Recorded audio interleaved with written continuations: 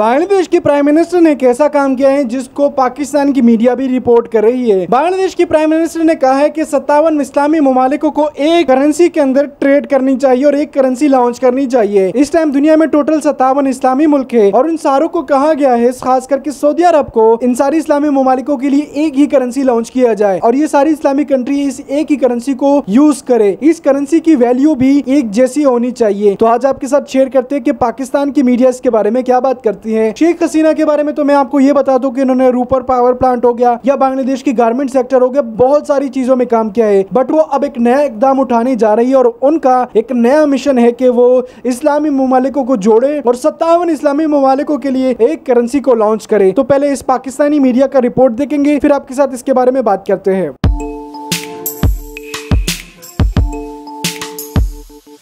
बांग्लादेश ने मुस्लिम दुनिया से डिमांड कर दी है कि मुस्लिम दुनिया अब एक करेंसी की तरफ बढ़े, यानी 57 मुस्लिम ममालिक जो दुनिया में हैं वो सब एक करेंसी इस्तेमाल करें और सबकी वैल्यू भी एक ही हो। क्यों ज़रूरी है ऐसा करना, आपके सामने रखते हैं। देखिए, एक माह कबल भी बांग्लादेश की वज़ीर आज़म हसीना वाजिद ने कहा था कि मुस्लिम दुनिया में एक ही करेंसी होनी चाहिए। जैसे यूरोप में यूरो होता है, इसी तरह मुस्लिम दुनिया में भी एक ही करेंसी हो। उस वक्त उन्होंने तुर्क डेलीगेशन के साथ बातचीत में ये सब बातें की थी। D8 ममालिक के वफ्द की सूरत में वो आए थे। D8 ममालिक में 8 मुस्लिम मेजोरिटी पॉपुलेशन वाले मुल्क शामिल हैं, जिनमें बांग्लादेश, मिस्र, Indonesia, Iran, Malaysia, Nigeria, Pakistan और तुर्की शामिल हैं। तो एक माह कबल बांग्लादेश ने कहा था कि कम से कम D8 ममालिक में तो एक ही करेंसी लागू होनी चाहिए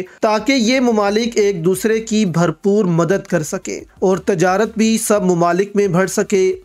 एक ही करेंसी होगी तो ट्रेड में भी बहुत आसानी होगी। लेकिन अब हसीना वाजिद ने कहा है कि अरब दुनिया समेत पूरी मुस्लिम दुनिया में एक ही करेंसी होनी चाहिए, वो बेशक रियाल हो, दरम हो, रुपीस हो या बांग्लादेशी टका हो, जो भी हो, लेकिन एक हो। और इमरान खान भी यही चाहते थे कि मुस्लिम ममालिक एक हों। मुस्लिम ममालिक के पास इतनी दौलत है कि यही एक हो जाए, मुस्लिम दुनिया के सारे मसले हल हो जाएंगे। लेकिन जाहिर है आलमी ताकतें ऐसा नहीं होने देती। अब यूरोप ने जब से एक करेंसी बनाई है, अमन कायम किया है, पूरे यूरोप ने एक साथ तरक्की की है और अब भी कर रहे हैं। इसी तरह अगर मुस्लिम दुनिया भी एक करेंसी लॉन्च करती है तो फिर मुस्लिम दुनिया भी एक मजबूत ग्रुप बन सकता है दुनिया में। और वैसे भी अब ब्रिक्स की सूरत में भी चीन और रूस एक करेंसी की तरफ बढ़ रहे हैं। भारत, ब्राजील भी इसमें शामिल हैं। तो ब्रिक्स भी अब अपनी करेंसी बनाएगा और आपस में तजारत उसी करेंसी में होगी। तो मुस्लिम दुनिया को भी अब यहाँ उठ खड़े होना चाहिए और दुनिया में अपनी अहमियत बढ़ाने के लिए अब ये मुश्तरका करेंसी वाला काम लाजमी तौर पर मुस्लिम दुनिया करना चाहिए।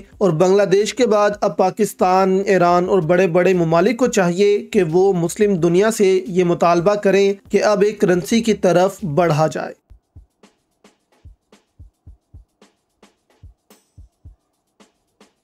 तो आप लोगों ने वीडियो देख ली होगी, इंटरेस्टिंग लगी होगी। आप सबको पता है कि बांग्लादेश ने इस्लामी ममालिकों को जोड़ने के लिए एक नया इकदाम किया है और वो इकदाम ये है कि 57 इस्लामी ममालिकों को कहा गया है कि एक ऐसी करेंसी को लॉन्च किया जाए जो इन सारे इस्लामी ममालिकों के अंदर ही यूज की जाए, यानी इन सारे इस्लामी ममालिकों के अंदर एक ही करेंसी यूज हो। 57 इस्लामी ममालिक हैं और 57 इस्लामी ममालिकों की करेंसी की वैल्यू एक ही होनी चाहिए। ये काफी अच्छा इकदाम है अगर बांग्लादेश की तरफ से किया गया है। मैं तो काफी दाद देता हूँ शेख हसीना को, जो बांग्लादेश की प्राइम मिनिस्टर है। आप सबको पता है कि उन्होंने साल 2023 साल 2024 में काफी बड़े मेगा प्रोजेक्ट मुल्क में स्टार्ट किए हैं और ये सिर्फ इस्लामी ममालिकों के लिए अच्छा इकदाम है। ये इस्लामी ममालिक अगर एकजुट हो जाते हैं या एक साथ हो जाते हैं, एक ही करेंसी के नीचे चले, तो दुनिया की कोई भी पावर इन इस्लामी ममालिकों को पीछे नहीं छोड़ सकती। सऊदी अरब को ये कहा गया कि 57 इस्लामी ममालिकों को जोड़ने के लिए एक ऐसी करेंसी लॉन्च करनी चाहिए जो कि सारे इस्लामी ममालिकों के अंदर यूज हो, मतलब वो उनकी ऑफिशियल करेंसी हो और इन सारी